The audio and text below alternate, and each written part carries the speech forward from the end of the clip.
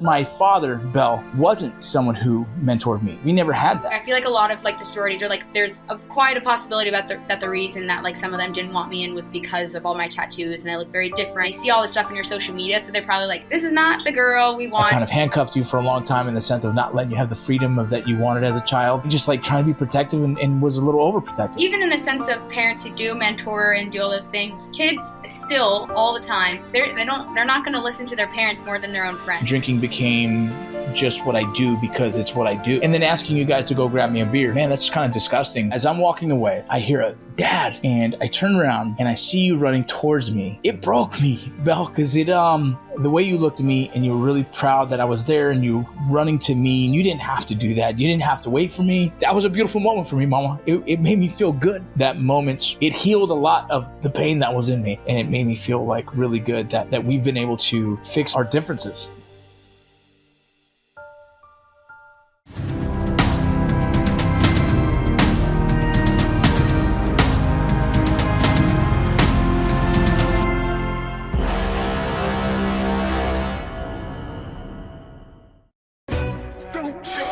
Welcome to the VinnyRoc Podcast. I took the blows and did it my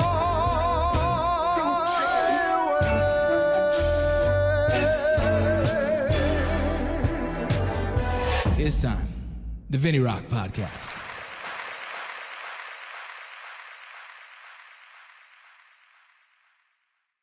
Welcome to the VinnyRoc Podcast. Well, for the audience, a few weeks back, I posted about who wants to interview me. And as we've been trying to book that, and I've been pretty busy, we've had a couple people fall through, different reasons, personal reasons, life, whatever happens. But today I was kind of looking for a guest, short notice. I texted my daughter, and here she is. This is Isabella.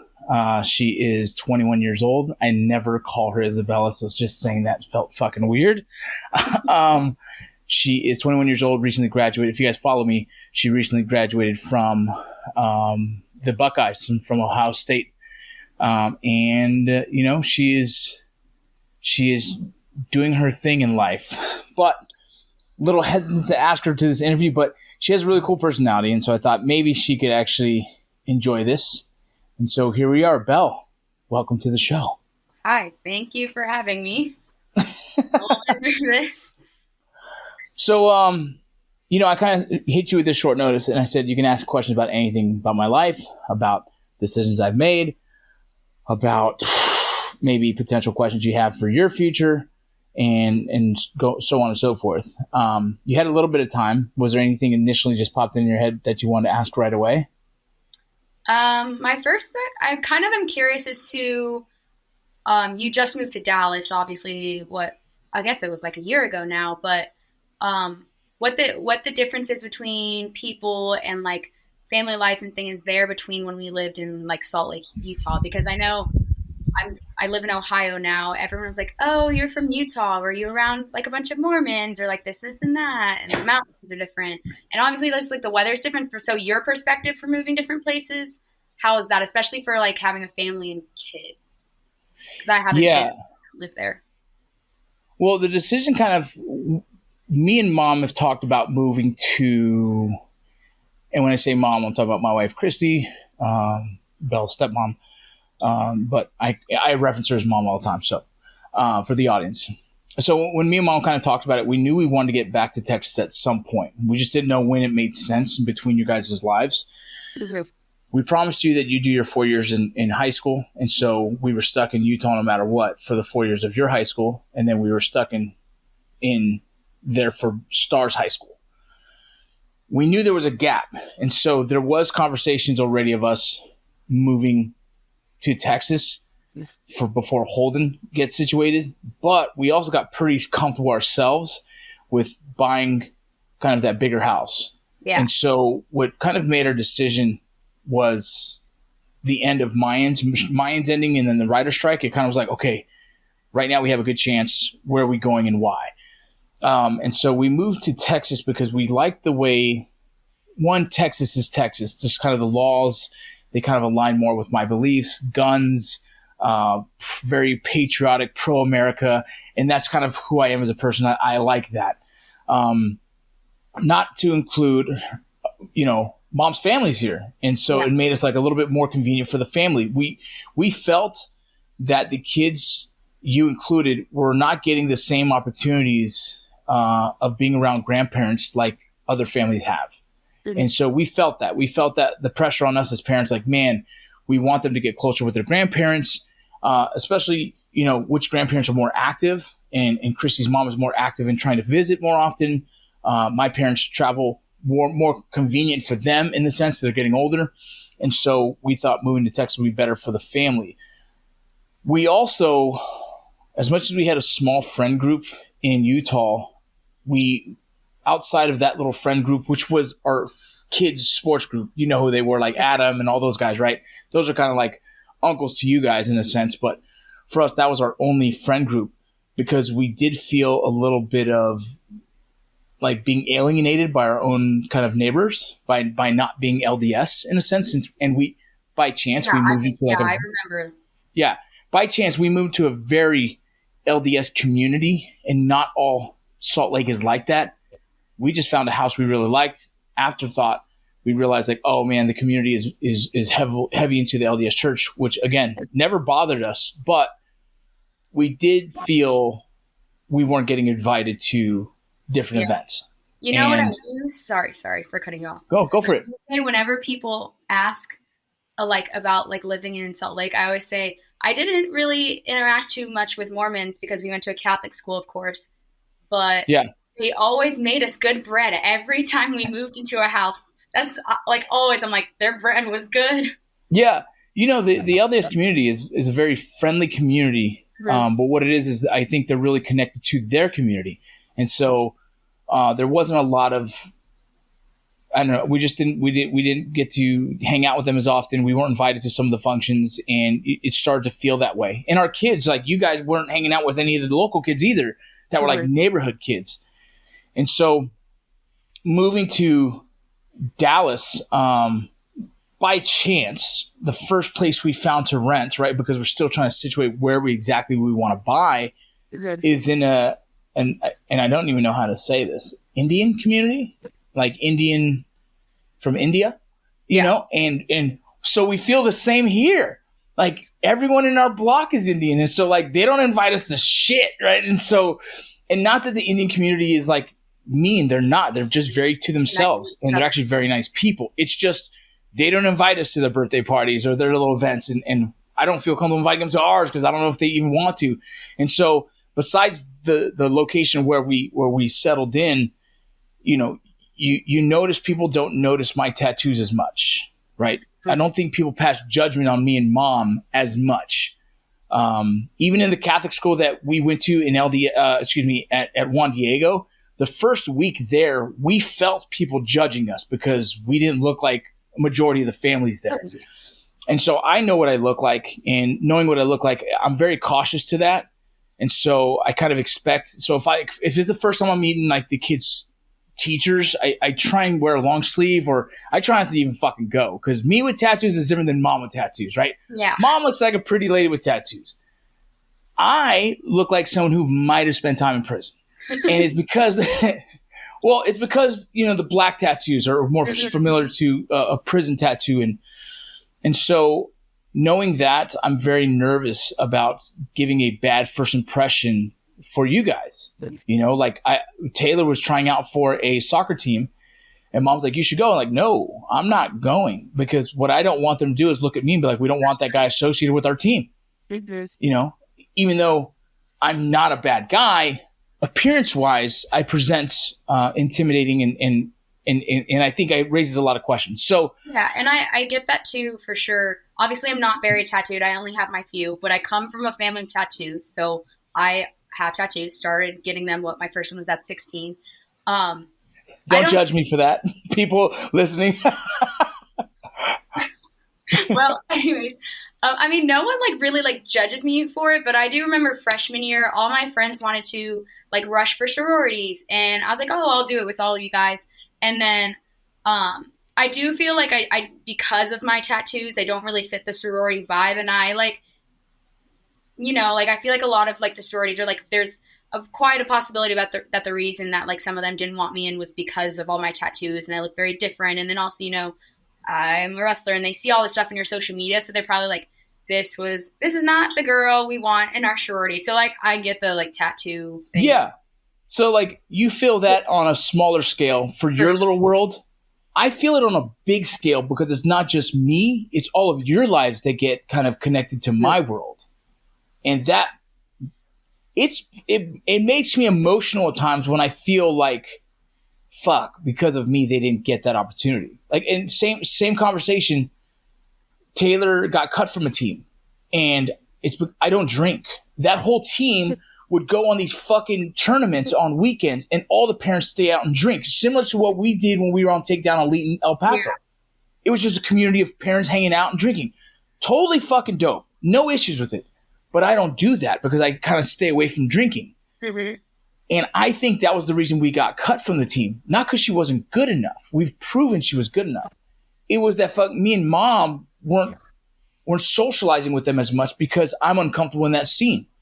Yeah. And I think and so like, it gets hard as a parent to like, fuck man, my actions can actually fuck up their lives or change it a little bit. What's going on, y'all? Thank you for joining our show. Thank you for supporting it throughout the years. Thank you for telling your friends about it. Real quick, let me get to our sponsors. Core Medical Group, you already know. Testosterone replacement therapy. If you guys are above the age of 25 and not feeling yourself, if your wife isn't feeling the same either, yeah, it's for both. You guys can go get your blood work done at Core Medical Group. There's a lot of questions about having babies. There's a protocol for that. You can still have kids while being on TRT. I got a ton of fucking kids. But you guys go check them out. I love them. I trust them. I think you guys will love them as well. Straight Razors on IG. Do you know what that is? GrimBlades.com. American made right there in Idaho. You guys should go check them out. It's a straight razor company. They make several different kinds of razors, not just straight razors, but they're known for the straight razors. I love them. The owner's an incredible person, a great American patriot, and so obviously I support them. You guys go check out Straight Razor on IG or GrimBlades.com. Scallywag Tactical, some custom knives. Several of you have bought the dagger. I love it. I think a lot of you will love it. Get it for your wives. She could take it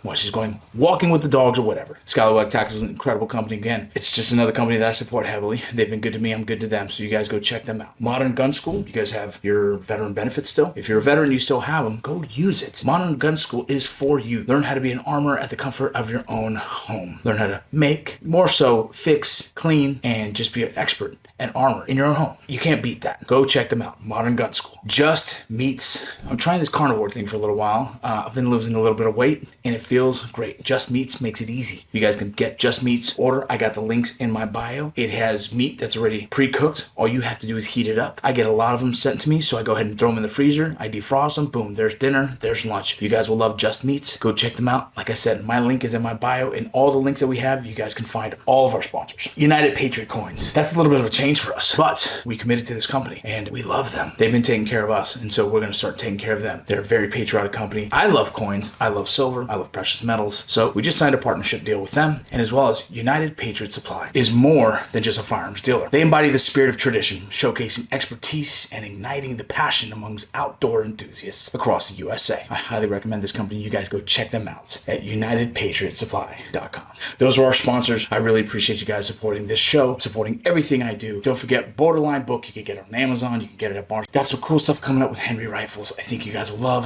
Light Diffuser Treat is coming around the corner. If you guys are looking for a men's wellness group, go check them out. And Tomorrow with Talent, if you're looking for a place to donate, a nonprofit that you can trust, Tomorrow with Talent is where it's at. We support veterans and first responders and their families. So you guys have any questions, you guys hit me up. Thank you for everything. Yeah, I feel like it's definitely, as I get older, I didn't realize how cliquey even like parents are and how much they affect our little things. Like I guess when I was in high school, like I mean even in middle school, it didn't seem like any of that really affected it. But like now that I see like the younger kids and like with you guys and like going to certain schools, and like it is interesting to see how adults are so judgy about other things when it happens. Absolutely.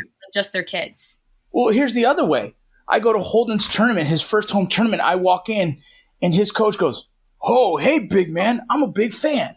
And I'm like, "Oh, cool. I'm Holden's father." He goes, "Oh, shit." Right? Yeah. So that might have actually helped Holden because he knows who I am as a person, my character on social media, everything I present. And I actually saw him really take care of Holden, almost like putting him under his wing, mentoring him. And that was a positive version of it. When someone really knows who I am and what I'm about, it's the other side. Our kids get welcomed. You guys get kind of taken in, you know what I mean? And it's a different kind of environment. There's definitely both sides of it. Because I know even me, I don't go around telling everyone like your jobs and what you do. But if it comes up, like I'll like explain it a bit. And so like my friends all know what you do and everything. And like just like the connections that you have, or like, oh, like let me see if my dad can help you. Oh, you're interested in this. Like, Melissa is interested in acting, and I took her for spring break on set with you guys. Like there's like, as much as there might be negatives, I definitely, and my friends see like the pluses too. Like being able to, get my graduation pictures done. So like, last minute, like things like that. So there's definitely pluses to it too. Yeah, there's definitely is. And just try and navigate those in a way that you guys can have somewhat of a normal life. I'm not this A-list actor.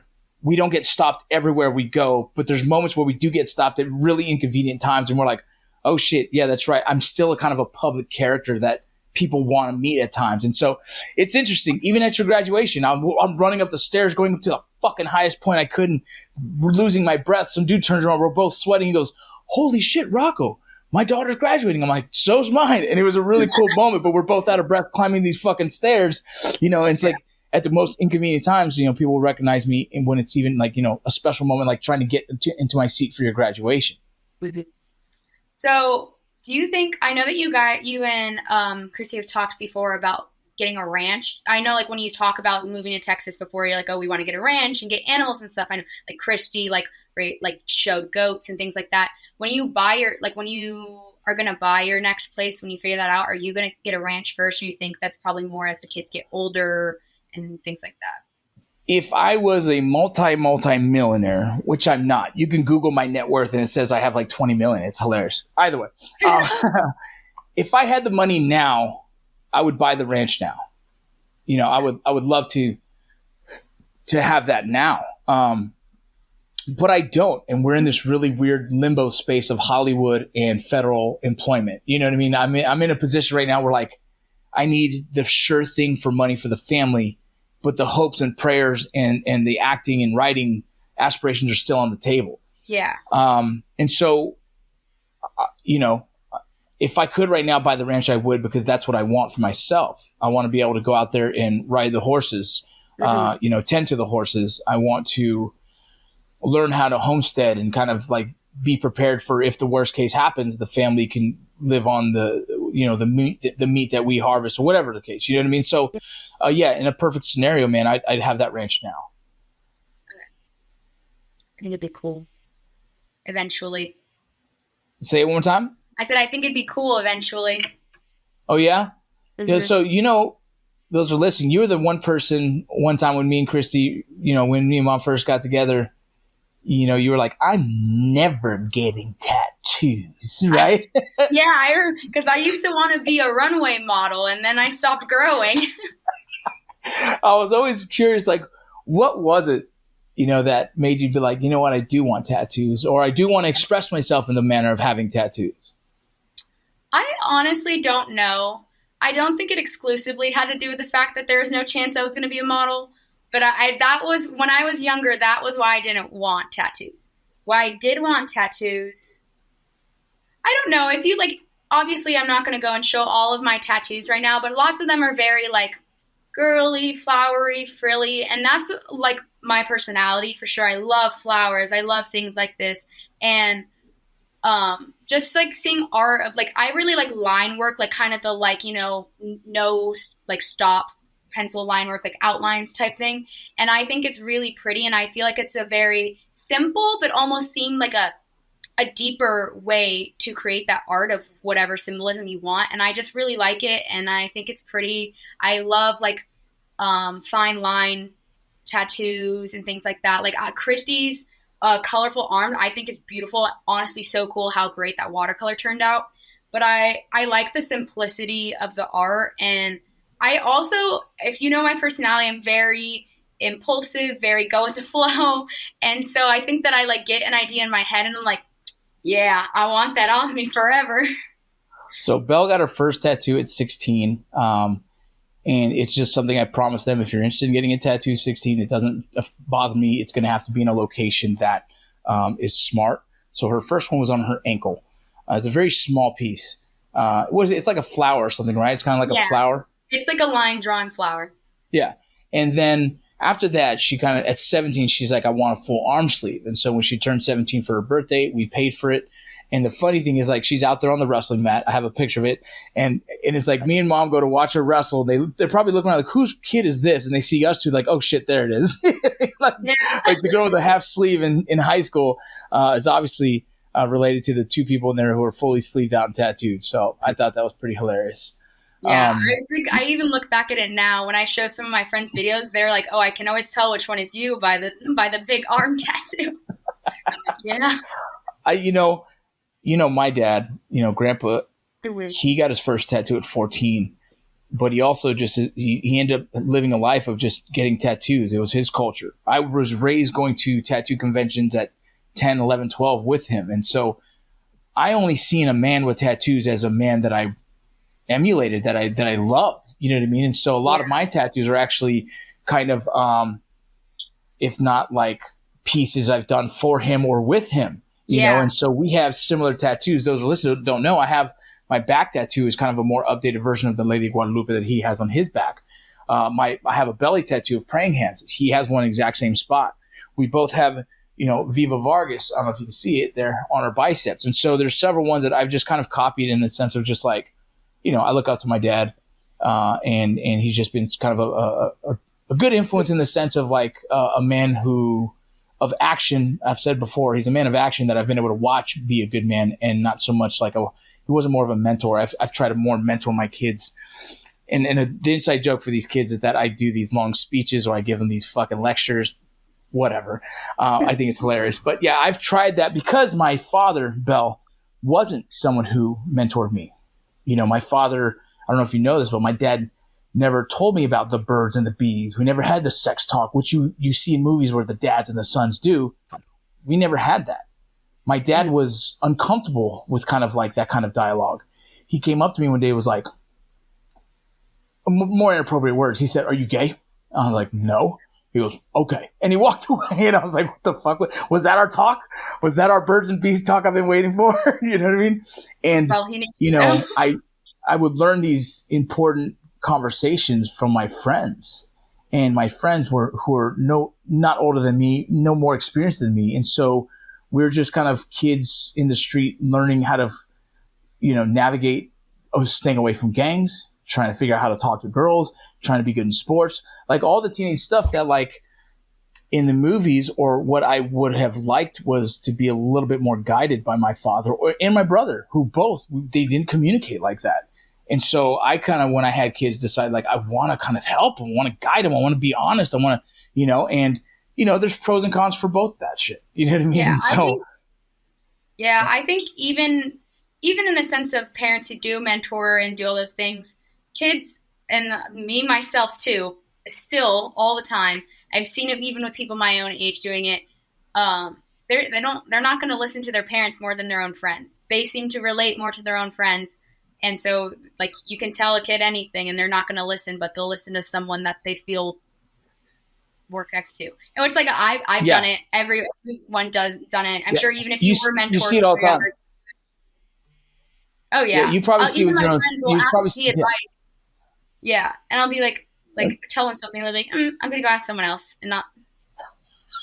It's the same as like you probably tell Star like, "Hey Star, trust me." Like, or Star's her younger sister, my 8-year-old daughter. But you probably told Star something like, "Star, trust me, do this." Doesn't listen to you for shit. One of your friends says, and then she goes, "Oh, that's great advice," and you're like, "What the fuck?"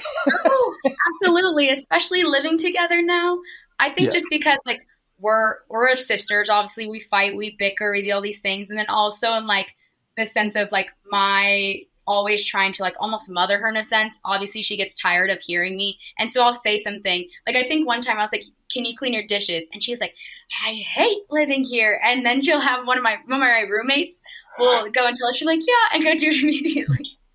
Yeah. It's not easy taking any kind of advice, information from your family, especially, because we always have, It's like, you guys are not going to listen to your dad. Even though your dad, me, has lived like very experienced, very like, I feel like I've learned a lot. It's like, it doesn't matter. It doesn't matter if your dad was freaking, it doesn't matter. You're never going to listen to, you know what I mean?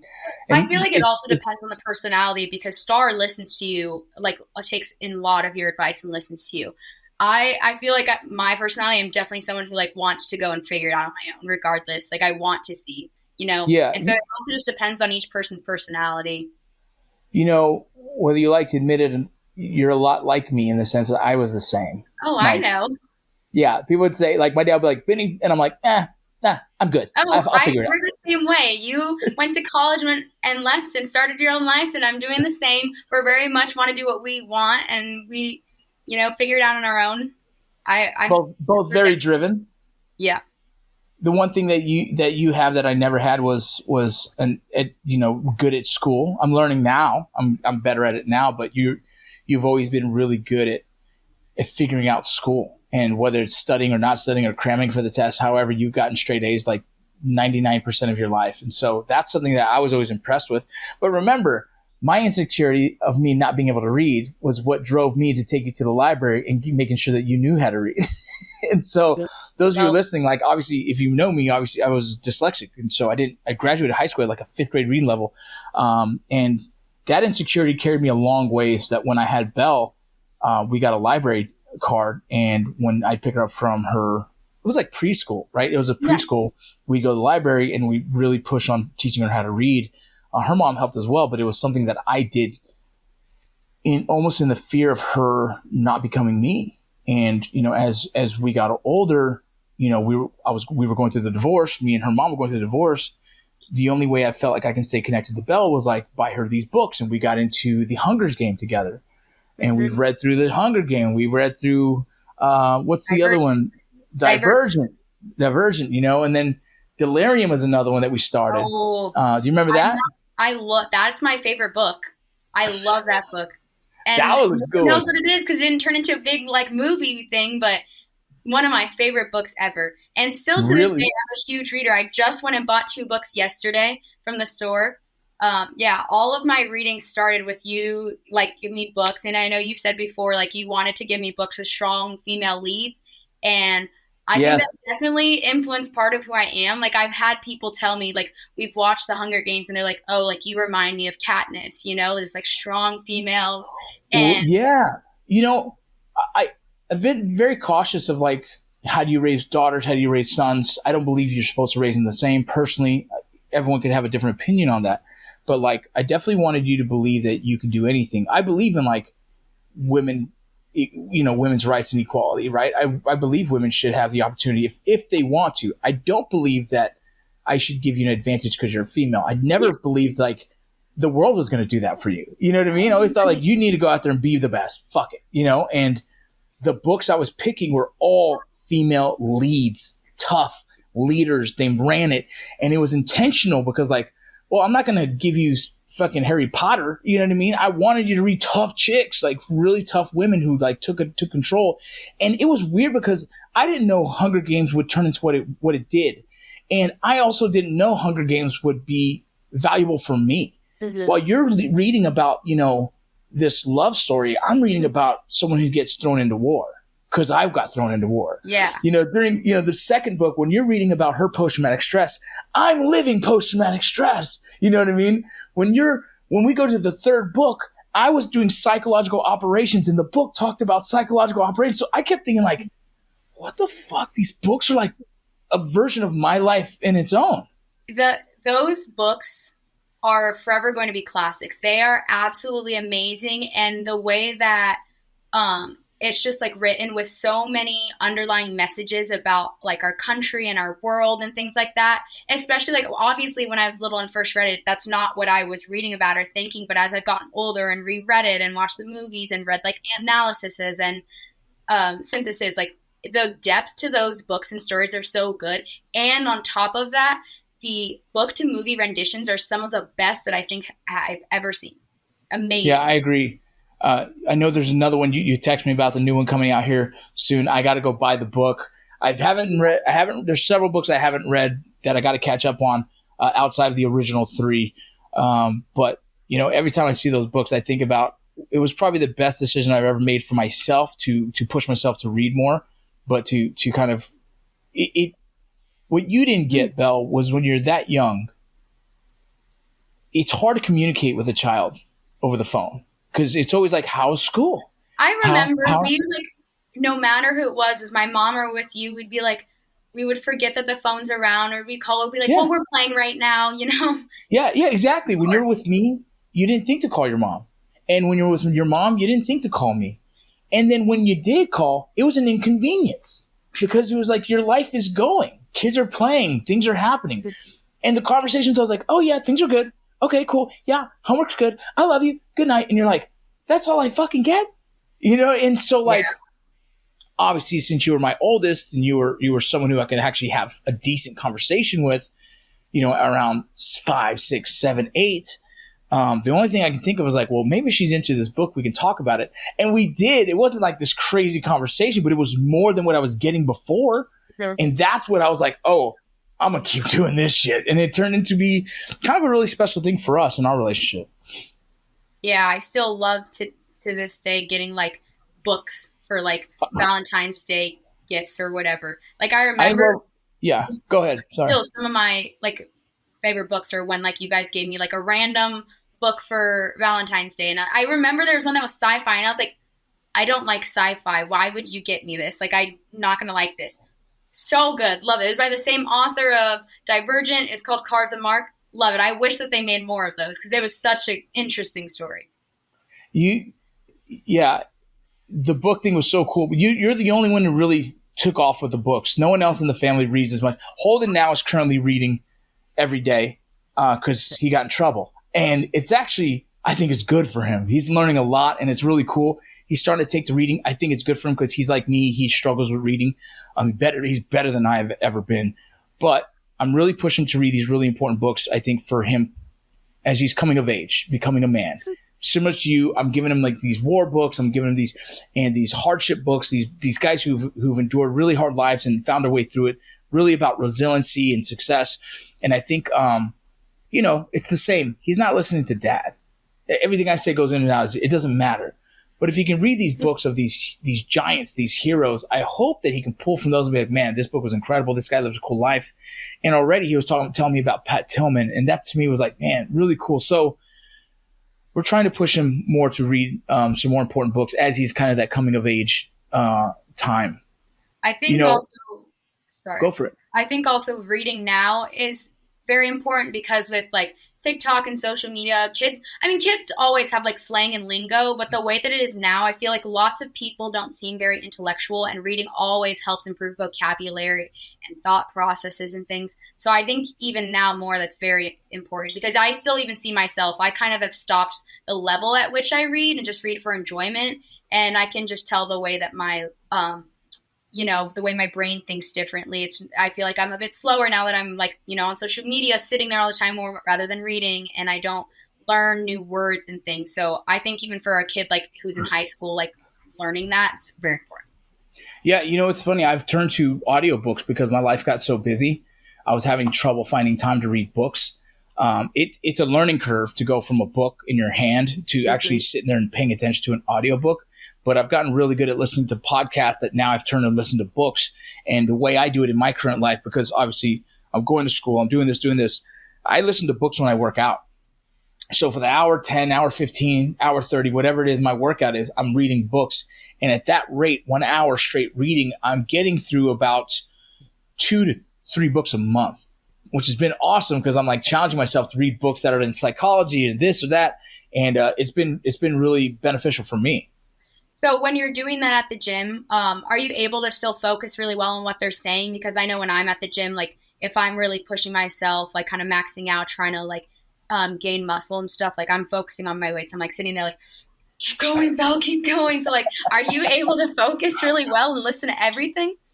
I find moments where I lose track and I have to go back. And that's just common for me now. I just back up 15 seconds or so.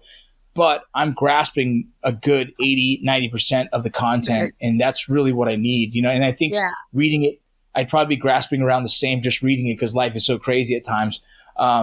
Yeah, I mean, like I said, I've read some books that I was like, man, that's a really good book. And it was just pure audiobook, and I've retained all the information from it.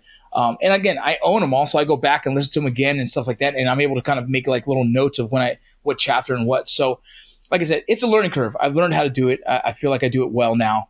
And now I'm like on a roll. I'm trying to read as many books a year as I can that are in the space that I'm interested in. So I read books that are like, I read a book the other day called Driven. I think you would really like it. I think it's something. No, you probably won't like it because nowhere near the books that you read.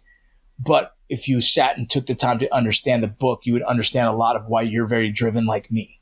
The book answered a lot of questions for me because I'm always like, what's wrong with me? Like, why do I keep doing more? Why do I want to, get to the next mountain? I feel if I'm not, and I'll tell you, like, I've learned that if I don't put a lot on my plate, I start to feel depressed. I start to feel like not so good, unhappy. And I've learned that the more I put on my plate, and I believe it's a traumatic response, or I think it's a trauma response. It's something that I probably never dealt with, or something to do with PTSD that I just haven't quite clicked yet. But maybe it's just the way I'm built. I didn't have a lot of confidence when I was younger in the sense of like believing I could accomplish much because I couldn't read. I think marrying Christy was one of the biggest confidence boosters of my life because she made me feel good about myself, right? She made me believe I can do more. I don't think I ever really had that in my life. I didn't have the person that's just like, go do more, keep going, I'm proud of you. And so having that was I think like a force multiplier in my own head. Like, yeah, you're right, I can do more. And then when things started to happen, I was like, fuck, I'm an actor now. And like, oh, and as that happens, you start to like really realize that there is no boundary that I could accomplish that I couldn't accomplish. I just have to like really put my mind towards it. And so then I was like, okay, well, what next? And so that's kind of how my life has been, I'm going to school, I'm trying to get a couple degrees, I'm still writing, I'm working on another book, and it's all because like I believe I can. And so I do. And it's no different than you who graduated college in 3 years and then got into law school. Well, what people don't know, you graduated college in 3 years, but you also got accepted into like 15 fucking colleges, and you would have got accepted to like 27 if I let you apply for all the ones you wanted to. You know what I mean? I have to narrow down a long list. But you got into Penn State. You got into Miami. Was it University of Miami or was it Florida State? I applied to those for undergrad. Oh God, yeah, no, I'm talking for your undergrad. Oh yeah, you undergrad. Got into, like, I think I applied all over the country. I didn't know much about college. Obviously, none of us really knew much about college before, and so I was just applying everywhere. And I think I only got rejected from UCLA and Berkeley. Crazy, dude.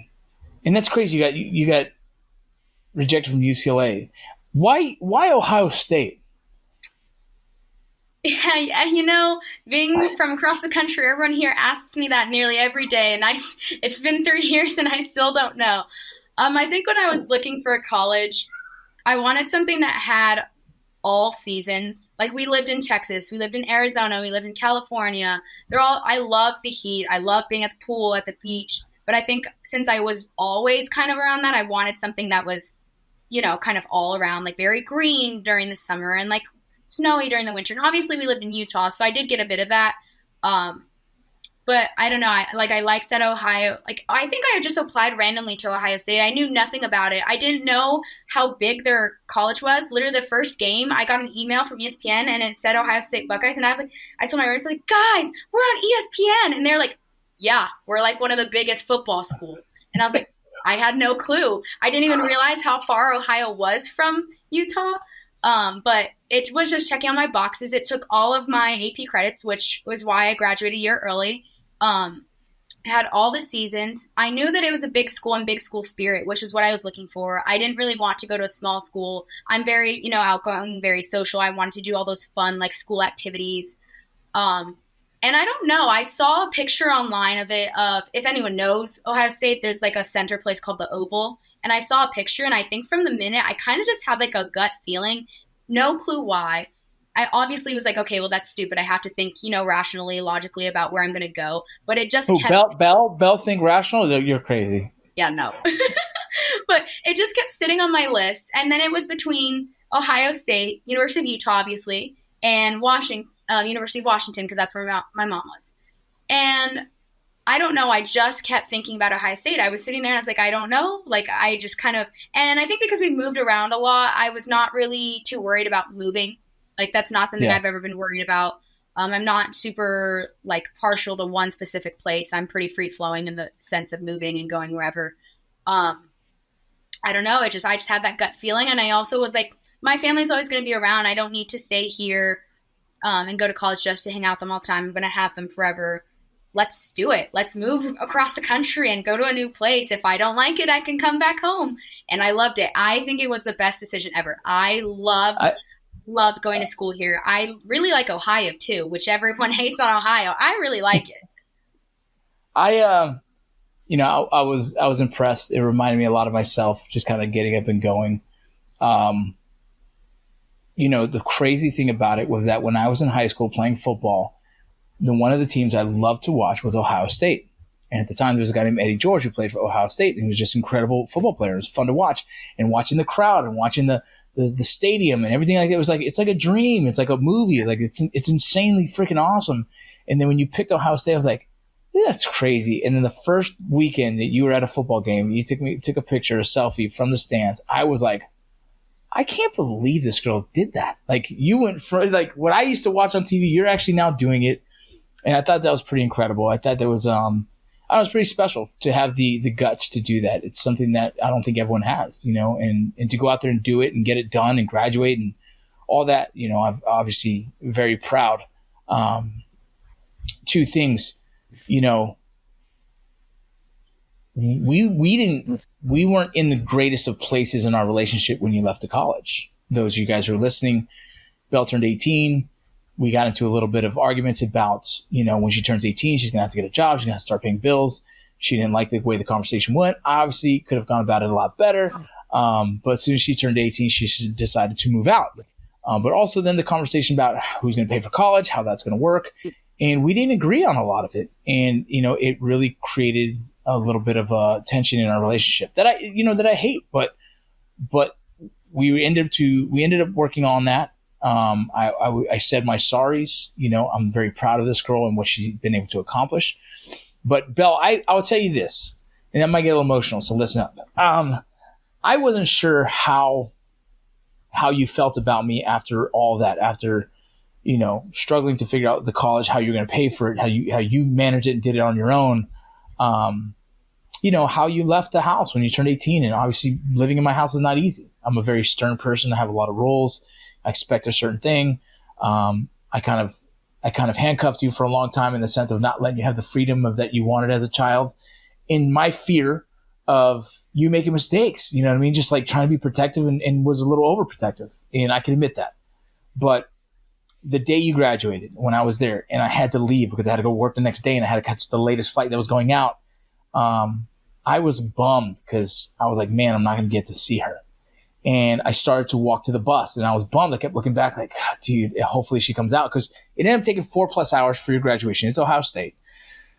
I had a certain time I had to leave because I had to get to my flight, I had to get to my plane, or else I couldn't get to work the next day. I just got the job back with the federal employment. And so as I'm walking away, I hear a dad, and I turn around and I see you running towards me, and it broke me, Belle, because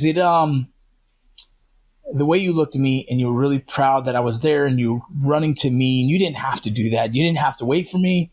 And it made me, that unconditional love that a father and daughter have is that I have for you, and that we might question at times. That was a beautiful moment for me, Mama. It made me feel good that you ran me down. You know what I mean? You found me, you ran me down, and we got to have our picture, and I got to hug you. And that moment, it healed a lot of the pain that was in me. It healed a lot of the questions, and it made me feel like really good that we've been able to fix our differences, and I feel like we're in a really good place right now as a father, daughter. And, I'm just like really happy that our relationship has gotten past that. And I don't know if we'll ever have hardship again. I think we're both in a very mature place, and I've done a lot of work on myself, and, I just feel like you're just extremely mature now. And so that was a very healing moment for me. And I thank you for it, because I just had a lot of questions. Like, I don't know if she even loves me the way I want her to, and so it was special for me, and it really healed a lot of my pain. So thank you for that. I don't know. I was very awkward. I was tearing up too, but No, you're good. Back. It's been interesting for us because, when I became the custodial parent, you carried a lot of the weight in the house. You were 9 years old. You were the mother and oldest sibling to the kids at times to help me cook, to help me get them ready for school at 9. And so you took on a lot of responsibility. It's unfortunate, but I think it also has made you this very strong, independent woman because you learned how to take care of things and take care of yourself at a very young age. Not something I wish that you had to do, right? I wish you were able to live a more of a childhood life and be a 9-year-old and 10-year-old, 11-year-old, 12-year-old, 13-year-old. But, life kind of takes its own course at times. The one thing I am proud of, and that you'll never forgive me for, and I'm okay with it, is not letting you do cheerleading over wrestling. I don't think I would have quit wrestling, but I do still think about cheer all the time. I know. I mean, I loved wrestling. Like, I loved it, but I don't know, the way cheer just called to me, and there was never a day that I didn't want to go practice. I wanted to go more. I would have been at the gym all day learning how to tumble from a little age. Obviously, when I did do that 1 year cheer, it was already pretty late. I wasn't going to catch any skills fast enough, especially with doing wrestling too, and I was, very involved in school and stuff. But I don't know. I think it's really cool that you happen to marry someone who was such a big cheerleader, big in did college cheer, was a coach. I think that's really cool. And I don't know, it kind of gave me a bit of that little taste of cheer that I've always liked. And I'm not going to make my little kids go and do it, but I really hope they are interested in it whenever I'm older. That'd be so cool to watch. Watching competitive cheer is awesome. Yeah, we have Everly who's in gymnastics and who probably is going to go the cheer route just by chance of mom influencing that a little bit. Maybe she'll just be like some Miles next. You never know. I know. One thing I would ask you, and it's probably one of the last questions before we cut out of here. And is there any question you have of me? Anything you've ever wanted to ask your dad? Well, I was going to ask you about your sobriety, actually. I was going to ask that, do you, with your sobriety, not like being around people that are drinking? Because I know some people don't care. It's like, oh, it doesn't affect me, it's whatever. But some people are like, I can't be around people drinking. Obviously, that's probably more severe addiction, based sobriety. But just your thoughts on it. Because I also had a little taste of sobriety, when me and my ex weren't doing well. I tried, taking a break from alcohol, focusing on, getting better and stuff. So I had a little taste of it. Obviously, it's not much. And, I'm not an avid drinker. I'm not crazy. But just from someone who's done it for a while now, your perspective on it. Yeah, it was as I've gone through this healing and wellness phase of my life, trying to understand myself, trying to become a better version. I'll say this: it doesn't affect me when I'm around people that drink. I don't care. It doesn't bother me. But if a certain particular group of people, that's all they want to do, then it doesn't match my world, and it's not a group that I particularly need to be friends with. And that might sound bad, but I'm also protecting myself because it's not like all of a sudden I don't want to drink. I pass a brewery and my mouth waters. You know what I mean? I think of a michelada. I'm like, ooh, that sounds really good, right? So there's things that still make me feel, and I still have dreams of drinking and feeling really guilty and bad about it. Upset with myself that I couldn't stay sober. My sobriety is not from, I would say, addiction. But I was a binge drinker, and meaning, I probably wouldn't drink during the week too often, and then all of a sudden I drink like crazy one Friday night and Saturday kind of thing. It also was a form of I was coping with my own post-traumatic stress and my own traumas with drinking, and so at one point early on, getting out of active duty, I was drinking because it was hard to sleep. And then I was drinking because it was just what I needed to do. And then like that, just not a healthy version. And then we drink at kids' parties. I'd bring a cooler full of beers in the trunk, seeing if it's all good. As I gone through the phases of like really trying to better myself, I started to realize how much I missed in your guys' lives as a drinker, as how drinking became more of the priority than enjoying a kid's party. Drinking became just what I do because it's what I do on a Friday night. It's what I do watching UFC. It's what I do. And then asking you guys to go grab me a beer. It's just what I do. And all that stuff started to really bother me. You know, the optics of that, as I sat back and kind of thought about it, I was like, man, that's kind of disgusting that I would kind of have my kids grab me beers. You know what I mean? And it's common. It's common. It's not a big deal. In my world with my dad, it was what I did. I was actually proud of that, like that job that they would trust me with their beers. You know what I mean? Like I actually was proud of that. But as I gotten older, like I don't want to be someone who influences that in my kids' lives. And I wouldn't say my dad influenced me drinking. It was just what we did. At a young age, we drank together, you know, and it was very common practice in a Latino household. It's very common practice in a veteran, in a military household. You know, we go to war, we come back, we drink, we party, we hang out. And so everything I did in my life, even baseball as a baseball player, it was very common in my world as a baseball player to celebrate with drinking or to be pissed off at a bad game by drinking. And so it became a culture for me of drinking, and I didn't know a life that didn't involve drinking. I used to tell people, I don't trust a man who doesn't drink. I used to say that because that's how immature I was about the topic. And so when I realized that I was coping with drinking, when I realized I couldn't say no to drinking, and when I realized how many good memories that are, if not forgotten, then blurry because of drinking, I decided like maybe it's time to stop. And at the same time, we were planning on having a baby, Riker. And so in the process of doing that, we wanted to make sure that our bodies were just ready for in vitro. And so we stopped. And within like 6 months, I told Mom, I was like, I don't think I'm going to go back, you know, because I was in the middle of all this phases of like counseling and this, you know, and she's like, why? I was like, I just don't think I need it. And my whole life I've told myself I needed it, you know, and so it was really driven to try and have a kid. And at the same time, that turned into, at the same time, healing. And so it turned into a thing that I was like, holy fuck, I didn't realize how much I actually needed it.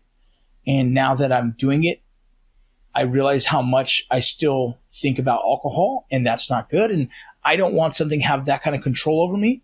And so that's the direction I chose to be, is sober and just to stay sober, you know. And I sometimes think that, you know, I know you drink, and I hope that the way I raised you isn't an influence in it, but it's hard to say it wasn't. You saw it your whole life, you know what I mean? And not saying it's pushed you to drinking, but it was always going to be drinking was always going to be on your table, and it never was going to be sober, because you never saw that in your world. You drink, I drink, your mom drinks, like you've been around drinking as a casual thing. And I'm a little upset that it was like that. So again, I can't change that, but that's the reason why I kind of decided to go sober. And it doesn't bother me being around people who drink. I'm well in control of it. It's just the friend groups, that's all they do. It doesn't make sense anymore for me. I understand that. What did you think when I went sober? How did it feel for you? I don't know. It didn't feel really different. I think around the time that you stopped drinking, it was around the time that my senior year, I was really busy and I was working in sports and a whole lot. And then I also went to college. So it kind of like you started sobriety when I was like kind of leaving and going to school and stuff. So I like haven't really lived around in the house to see the difference like from living together. But like besides that, I don't like, for me, like obviously it's different for you or for me, but for me, I don't think that it affected me in like a negative way, or I saw you different than when you drink. Like I remember when we were little and we would have like UFC parties or things like that. Like it, in my brain, it was just like people just like hanging out, having fun. And I feel maybe it's because it was just normal that I don't know, I thought it was normal. But so like, I feel like now versus then, I don't think that I don't know, it doesn't seem too different for me, but I also don't live at home. It hasn't affected me personally, like the way that we grew up with the alcohol around. I think just, I don't know if it's just my personality. Well, obviously. I wasn't an aggressive drunk. You didn't see like, you know, you were if loud. anything, I might have been more goofy, more loud. Yeah. I cracked a lot more jokes. Yeah. But yeah, so you didn't see, you weren't in a household of like abusive drinking. You know what I mean? So I guess it wouldn't have a negative, thought. But yeah, I don't know. It's 5 years sober right now. It's pretty cool, and I plan on doing that for the rest of my life and give my brain some time to heal. And it's been good. And it's crazy because like Holden and Taylor and the little ones also, obviously, they don't even remember a time when I drank because they were young enough to like kind of, it was nothing to them. So it's pretty cool. Let me ask you, is there anything else you want to ask? No, I think that was my question that I was thinking of. Okay. When we started doing the Hollywood thing, how did that change your life at all? Or how did it affect you in any way? Or what was it? I'm just curious on what your experience of that was. I don't know if I just don't think of things very deeply, but I feel like, because now I feel like I realize I'm saying that everything just was like life. I don't know. Maybe I just like our life is so like very varying that to me that's always normal. Yeah. But I don't think that it seems too different. I think the part of rather than you going to Hollywood and starting the mines or whatever, I think the part that I think of the most that felt very like different, not good or bad, just like, different change was when you were in Article 15 and we were hanging out with like Matt and all of them all the time and you were doing the like YouTube videos and things like that. I think that because that was kind of the starting point. So I think that was like, that was the difference. So I think there we were like, oh, we're going to go hang out with them and watch you guys, like while you're doing stupid stuff, obviously not anything inappropriate. It's just like, we like would watch you guys record videos or sit there with and hang out with like the other kids or whatever. So I think that was more like oh, this is a bit different, but yeah, the Mayan thing, I think because we weren't really involved in the whole like acting part of you going to mines, because obviously it was in LA and we were still at home going to school, that we didn't really see it. So we knew you were doing it, but like we didn't see very much. I think one of the things that really was like, whoa, to me was I remember when I was a freshman in high school, I was walking to class and someone's walking by and goes, whoa, that's Rocco's daughter. And I turned and I was like, huh? And I was like, I'm literally in high school. How does someone here know my dad that well? And that to me, I was like, oh, that's interesting. And then like things like you acting with one of the actresses in Teen Wolf, which is my favorite show ever, and you acting with her and then FaceTiming me so I could talk to her. I was like, oh my gosh, this is amazing. That was awesome. And J.R. Bourne too. That's my boy. Also, because he's also on Teen Wolf. I was like, oh my gosh, this is actually crazy. Yeah. But it didn't feel too different. I do, like, as I was saying earlier, it's nice that you have like connections sometimes. Obviously that feels very nepotism, but I think in any situation, if I had the ability to give my kids easier connections to things, I would do it too. And I think it's pretty cool that if like there's anything we need help with anywhere, that like you can find someone to help us with things or do these things, like,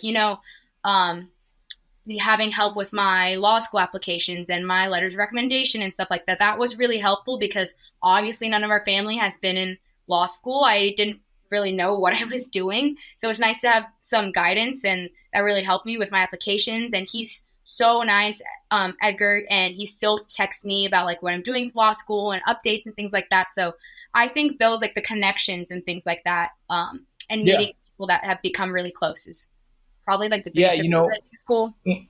In during my time in Mayans, when Star got her third state title, like right away the stunt crew was like, hey, we want her to be a stunt woman. And I just trip out because I'm like, man, that'd be great, and she didn't want it. Maybe down the road she thinks about it. But I mean, I'm really excited about you wanting to step into the acting world. I feel like I've kind of always wanted to, but you like telling me like, oh, do like a monologue, record it. I feel like I would get, like, I'm like, I don't want him to see that. That's embarrassing. So then I was like, no, I'm never going to do it. But remember the first time you seen me act, you said, Dad, I can tell you're acting. I was like, oh, thank you. I mean, you are my dad. I'm gonna notice the difference.